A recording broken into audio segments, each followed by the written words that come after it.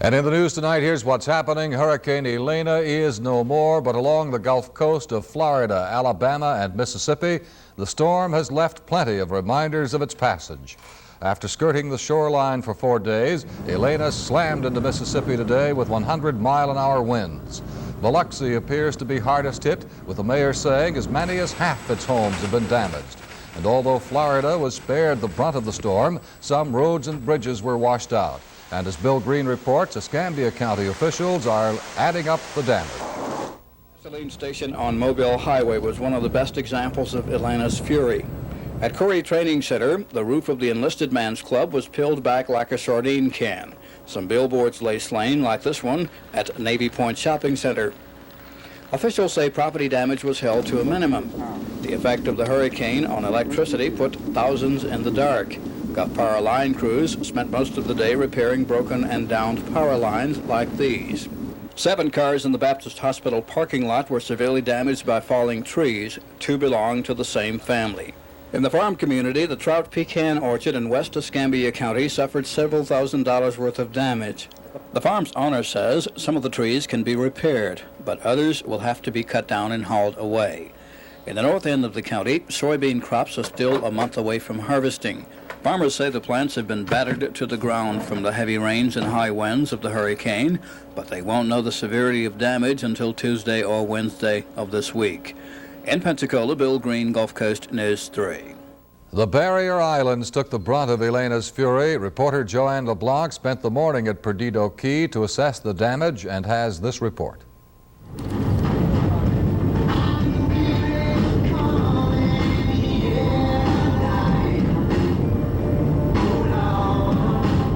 Perdido Key.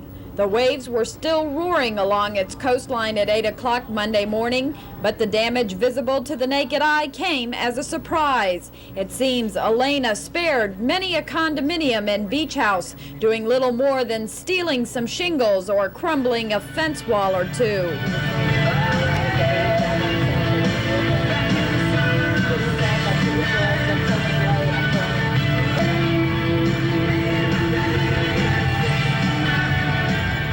As news continued to be broadcast of Elena's trek westward, there were no known injuries, but at 7:47, a tornado hit West Elementary School in West Gulfport. the rough sea still the most visible reminder of her brief and not so destructive presence along Perdido Key. While driving up the coast to the Alabama line and back, there was a problem with downed power lines, which was a major concern of officials. There were also a number of uprooted and twisted signs, this probably the worst one we saw. Flooding, which never quite hit the roads but could still be a problem for water and sewer lines, was visible only in a few spots. Debris and sand covering the road here and there, but overall it would seem that while Hurricane Elena made her mark on the key, it was not as devastating an imprint as many imagined it would be. Reporting from Perdido Key, Joanne LeBlanc, Gulf Coast News 3. And among the officials touring the damaged areas of Florida's coast was Governor Bob Graham.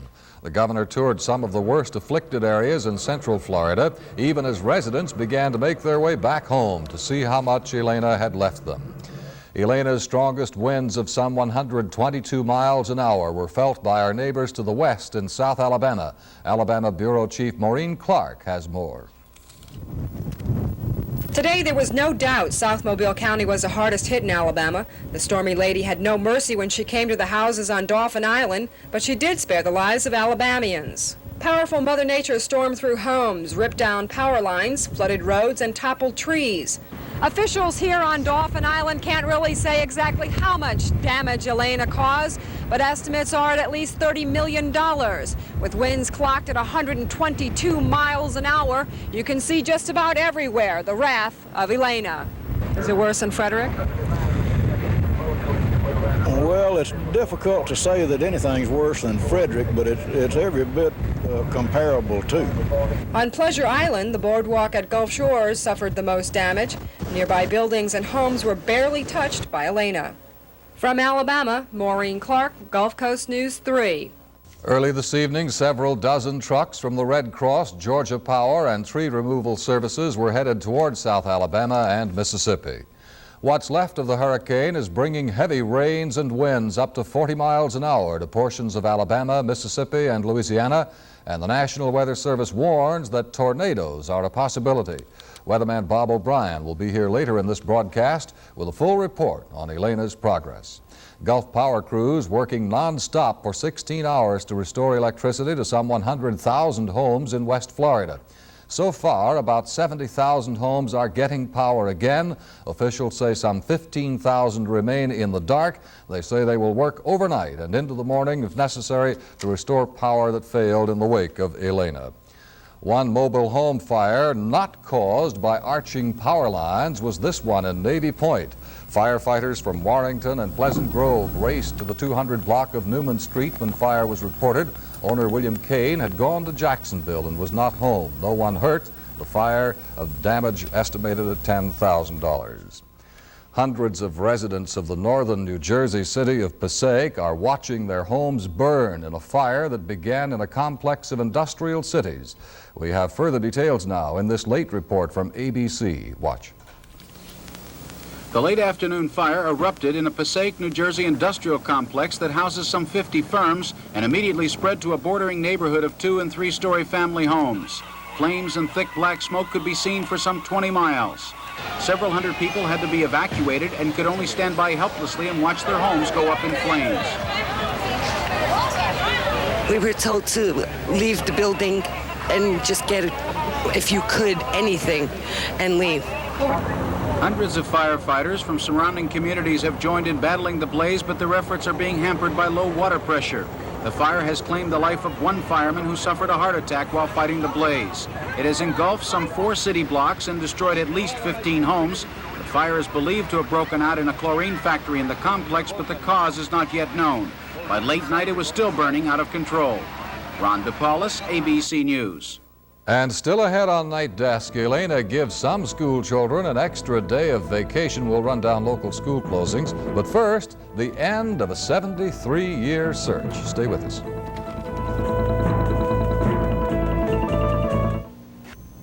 After 23 days rest from his cancer surgery, President Reagan was back on the road again today, carrying his campaign for tax reform to the people. Mr. Reagan flew from California, where he had been resting on his ranch, to Independence, Missouri, hometown of Harry Truman, known as the Fighting President, for today's fighting speech. Here's a report by ABC's Sheila Cast. President Reagan wound up his vacation at a festival in Independence, Missouri, hometown of Democratic President Harry S. Truman. A Conestoga wagon shielded the president, who had a skin cancer removed a month ago. The president said he thought Truman would approve of the Reagan tax reform effort. I'm pleased to say that apparently we're not Republicans and Democrats on this. We're Americans, and we've got something to do for America. Some waved signs protesting his decision not to restrict shoe imports. Others called for more efforts to bring home prisoners of war. The president repeated his arguments that the current tax code allows too many of the rich to escape paying taxes and takes too big a bite from working families. Perhaps his biggest message after his cancer surgery 6 weeks ago was this. Well, I'm back and raring to go, up for the battle. It's only just begun. The president plans to visit most regions of the country, about 1 trip a week during the next 2 months, to push for tax reform. Sheila Cast, ABC News, Independence, Missouri. The crew of the Space Shuttle Discovery has been preparing for tomorrow's pre-dawn landing in California. They've also been recalling yesterday's huge success in which they repaired and sent into orbit an $85 million communications satellite. Astronaut James Van Hoften remembers the 7.5-ton satellite as, in Hoften's words, a beast to maneuver.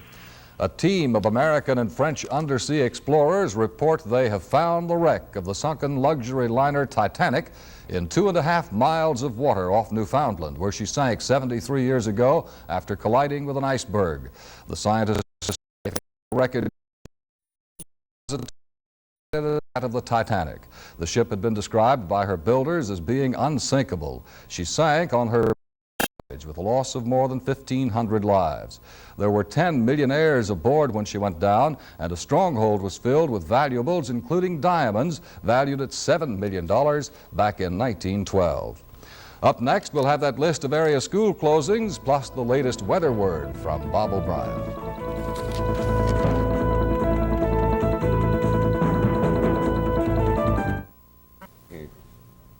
Here is a listing of schools that have notified us they will be closed tomorrow. All Escambia County public schools closed: Liberty Christian, the Pensacola School of Liberal Arts, the Creative Learning Center, and East Hill Christian. The University of West Florida will reopen Wednesday and extend late registration through Friday. And in case you missed those, we will repeat them once more before the end of the newscast. Now, moving along to Robert O'Brien, who was up for I don't know how many hours consecutive before we managed to get a little rest. Seemed like it was forever.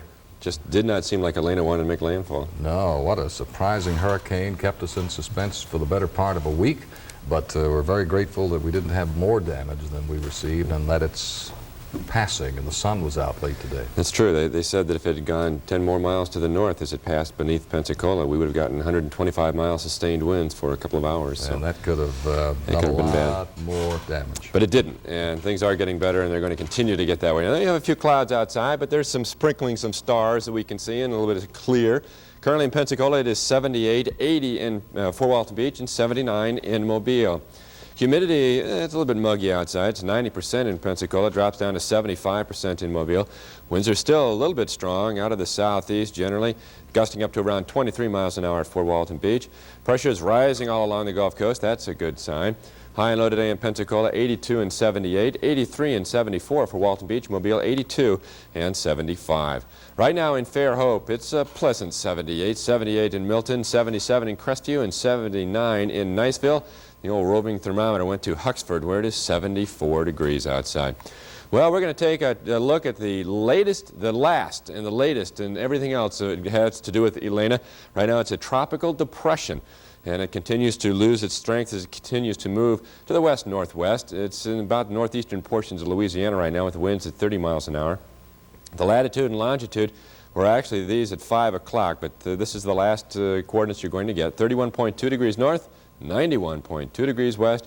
Goodbye, Elena. Well, the storm report. Amounts of rainfall in Mobile was 2.35 hundredths of an inch, 2.5 inches of rain in Pensacola, a little over 2 inches at Fort Walton Beach, and a little over 0.8 of an inch in Panama City. Wind gusts reported in Dauphin Island, 122 mile an hour gusts. Gusts up to around 60 miles an hour in Mobile, 105 around Gulfport. Biloxi had about 90, Pensacola 93, Milton 81, Fort Walton Beach 67, and Panama City 62. So now we'll say goodbye to her, okay? This is the latest satellite we have, and you can see that the storm continues to move to the north and to the west-northwest, but our skies are starting to come in, and they're starting to get very clear. A little bit of shower activity still around Santa Rosa County and the western portions of Okaloosa County. Generally, all movement is to the north. There's some scattered out in the Gulf, but things are clearing up very nicely, and it looks like tomorrow we are going to see some of that sunshine and warm temperatures coming back once again. You can see the enhanced view, just some little high clouds and some heavier rain down in the southern portions of Florida, but nothing really associated with the tropical storm. They're also getting a little bit of heavy shower activity in the South Dakota area and way out over in Mexico. But once this continues to move up and away from us, look at all the clear skies we've got coming in. It's going to be nice out for the next couple of days, really. The storm will move up. High pressure system will take over. Actually, that high pressure system was very good to us in the fact that it helped push the storm back off to the west a little bit more than possibly it would have had that not been there. And that's also going to bring those clearer skies into the area. So things are going to get good. We're going to be able to put those sunglasses back on and put the umbrellas up for a couple of days as the sunshine will come back. On our marine forecast, water temperature, well, it's right around 82 degrees. Seas 2 to 4 feet. Be able to take the boats out if you have a boat that is still in one piece sometime tomorrow. Winds are out of the southeast at 10 to 15 knots, and in protected waters it's choppy. And if you'll notice the video, pictures behind the graphics that we have, these are the storms at Fort Walton Beach yesterday, and some of the shots we have of our photographers as they took all this beach footage and the waves and everything. Forecast for tonight, partly cloudy. Still a slight chance of some shower activity. The low should be in the lower 70s. Tomorrow, partly sunny skies. The high should be in the upper 80s. Tomorrow night, partly cloudy. The low should be in the lower 70s. And then going into Wednesday, partly sunny and hot. It's going to get up to the lower 90s. So we're going to get back to that summertime weather. And do we want to mention this? I don't know. What is it? Well, it's that tropical wave we've been talking about. Oh, my goodness. Okay, no, we don't want to, but I guess we'd better. I guess we better. At least let everybody know. There's a tropical wave that's out in the central Caribbean. It's moving to the west at about 20 to 25 miles an hour. And how many miles? It's quite a ways away, but it's basically the same approach that Elena took, except Elena kind of moved to the north when it came into the Gulf. So we'll keep an eye on it. We don't have to worry about it right now. Not for a while. We can relax for a couple of days. Okay. And incidentally, Pensacola Beach and Perdido Key still off limits. We have not been notified when they're going to allow residents to begin returning to Pensacola Beach and Perdido Key. If you should need shelter or a place to stay tonight, you can go to Pensacola High School. They're taking people there. Coming up now, Southeastern Conference football underway. Dan Shugart has pictures, highlights, and scores when we return.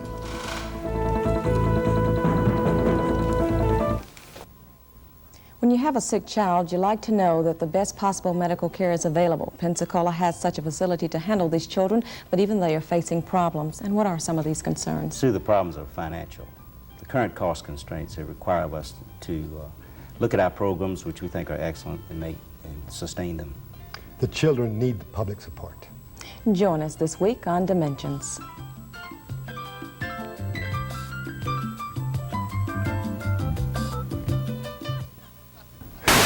Southeastern Conference football, after something of a dud for the first little while, really it was an explosion getting off to a great start. I thought I was watching an NBA game, 55 minutes of boredom, or the first 7/8 of it boredom, and then what a finish. Lots of defense, little offense, and then an explosion right near the end. Is that what we're in for? It looks that way. Well, I hope so. We'll say that one for the end, right? We're going to talk about tennis. First of all, the closest thing to a big upset of the evening at the U.S. Open, 10th-seeded Joachim Nystrom stopping the Wimbledon champion, 8th-seeded Boris Becker this evening in New York.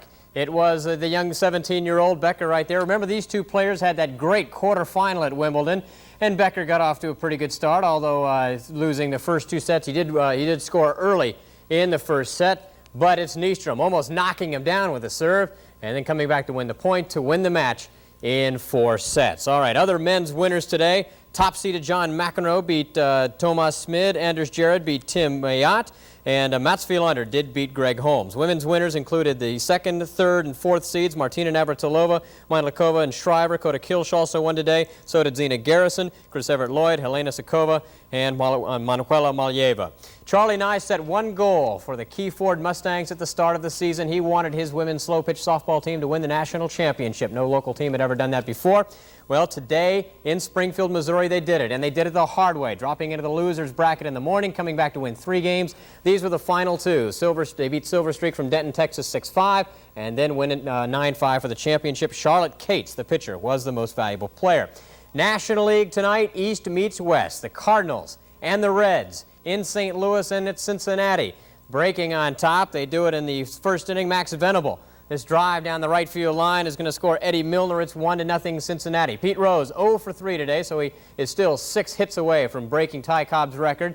But he did draw a walk off Joaquin Andujar. I guess that's why they call him Joaquin, right? Well, Dave Parker, he's not going to walk this time. He's going to trot around the bases, 2-run home run. The Reds take a 3-0 lead. They go on to beat St. Louis 4-1. Now, elsewhere, Montreal has tied Los Angeles. They're now in the 10th inning, 4-4. New York on the way to beating San Diego, apparently. That game is now a 6-1 ball game. New York, or 10-3 now. New York leads that one in the 7th inning. Elsewhere, Pittsburgh 5-4. They beat Atlanta. Houston beat Chicago 7-2. And Philadelphia 4-3 over San Francisco. American League, New York 8-7 over Seattle. New York led that game 7-0 at one point. Toronto also beat Cleveland 3-2. California 11-1 over Detroit. Baltimore 12-4 over Oakland.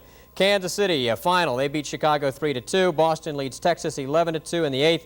And Minnesota beat Milwaukee 6-1. 4 quarterbacks on the waiver wire today. Tampa Bay drops Jack Thompson. Seattle cuts Jim Zorn. Miami lets Joe Pisarcik go now that they have Marino back in camp. New York Jets let Bob Avellini go. Houston may pick up one of those players. Oliver Luck hurt himself against Dallas. He's out a month. And the Crimson Tide in Georgia tonight. What a game it was. Hunker down Dog fans there, the place where the band knows one song, but the Bulldogs know a lot more ways to win, and they almost pulled this one out. It was Georgia coming back in the final moments right there with 50 seconds to go. This blocked punt by Terry Webster. Calvin Ruff will then kind of shovel it on into the end zone and fall on it as Georgia now takes a 16-13 lead. They came from 10 points back in the final 7 minutes or so, but then Mike Shula, no timeouts, 50 seconds to go. They take over on their own 29-yard line. He hits 4 out of 5 passes. This is the 4th completion. It goes to Albert Bell, his 2nd touchdown catch of the evening in Alabama. Off to a great start. They beat Georgia 20-16, and there are those in Tuscaloosa who feel this is the year that Ray Perkins will bring the Tide back, and they look like that. Tough defense, and if the offense matures, and they matured in about 50 seconds tonight. They did. They like are father, like son. Mike Shula looked like he has a lot of his dad's sanity. And Ray Perkins, of course, played for his dad in Baltimore, so I think this might be the year of the Tide. Never know. You've heard the name Elena, I assume. That's not anyone I dated. Glancing aside. Well, Elena's going to be with us for a long, long time, Dan, and we'll explain that when we come back in a moment. That's good. Once again, here is a listing of the schools that have notified us they will be closed tomorrow. All Escambia County public schools: Liberty Christian, the Pensacola School of Liberal Arts, the Creative Learning Center, and East Hill Christian. The University of West Florida will reopen Wednesday and extend late registration through Friday. Tonight's Nightline of interest to Gulf Coast residents. Let's join ABC and Ted Koppel for a preview. I'm Ted Koppel. Coming up on Nightline, the damage from Hurricane Elena may be in the billions. We'll go live to one of the hardest hit areas and find out how and where people get the money to rebuild. And finally, Elena is in Pensacola, and she came into this world like a hurricane. Officials at an area hospital report a baby girl born Thursday was named Elena. Officials would not supply further details except that the child was born as its namesake was making its first of 2 passes toward Pensacola. Meanwhile, 3 other babies born in Florida over the weekend were also named Elena. Something to remember you by.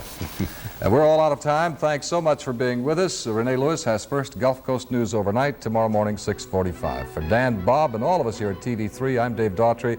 Go out and have yourself a safe, super day tomorrow. Good night. I wonder if they'll be as fickle. When you see news, call the Gulf Coast News 3 hotline, 904-455-4599.